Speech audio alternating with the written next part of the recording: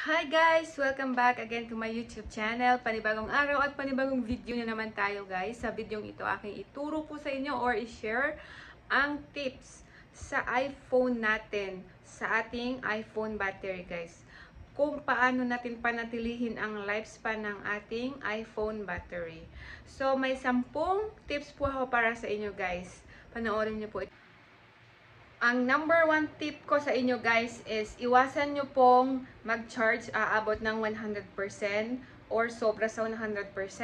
At iwasan nyo po siya pababain sa 0% ang inyong mga battery guys. So ang iba iniisip nila pag umabot ng 100% ang charge ay maganda po yon. Pero actually 80 to 90% lang po ang sinasabi po sa iPhone. Pag naka 80 to 90% healthy na po yun guys. So yun po yung number 1 tip. And ang number 2 tip guys is iwasan nyo pong mag-charge ng sobra ng 100%. Like for example, mostly sa atin ang nag-charge po is sa gabi habang tayo ay tulog dahil hindi po natin ginagamit yung ating cellphone. So hindi po yun maganda guys. Nakakababa po yun ng lifespan ng iPhone battery guys. So, iwasan nyo po isaksak ng magdamag ang inyong cellphone. Bago kayo matulog, wag nyo na lang muna i-charge, ilagay nyo na lang muna sa table or ilayo nyo sa inyo guys. Basta tandaan nyo, wag nyo pong gawin sa mababa sa 10% or pabuti ng 10%. So, yun po yung number 2 tip. Ang number 3 tips ko sa inyo guys is charge slowly if you can. So, for example, hindi nyo po siya gagamitan ng mga fast charger. Meron kasing mga charger ay fast charger. Iwasan nyo po yon. And pwede nyo po siyang i-charge gamit yung cord. Isaksak nyo po siya sa laptop or sa PC guys.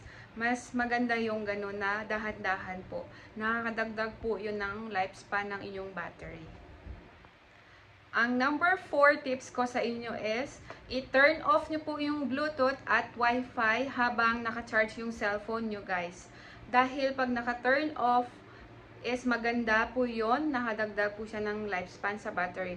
While kung naka-turn on habang naka-charge is, nagsusearch po kasi siya ng signal guys or connection yung Wi-Fi or yung Bluetooth. So, nababawasan pa rin yung battery habang naka-charge. So, mas maganda po na i-turn off po yung Bluetooth at saka Wi-Fi while naka-charge po yung ating phone. Ang number 5 tips ko sa inyo guys is manage your location services.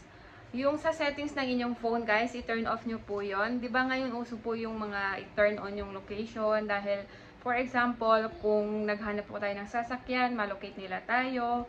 Pero kung hindi naman palagi ginagamit, pwede nyo po yun i-turn off para hindi po mabawasan mabilis ang ating lifespan ng ating battery guys. So, ang number 6 is i-turn off nyo po yung mga Google Assistant or Hey Siri sa inyong phone guys. Kasi nakaka-drain po yun siya ng battery.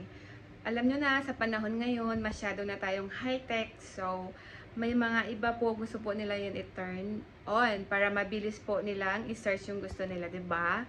So, kung gusto nyo po i-taas yung lifespan or health ng inyong battery guys, so pwede nyo po siyang i-turn off. Punta lang kayo sa settings at i-search nyo po yung Hey Siri or Google Assistants para mas madagdagan ang inyong lifespan ng inyong battery guys.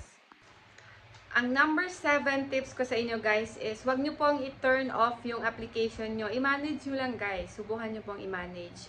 Kasi yung iba iniisip nila pag i-turn off nyo po yung application nyo na naka-run, ang akala nila nakasave po siya ng battery life. Pero hindi po.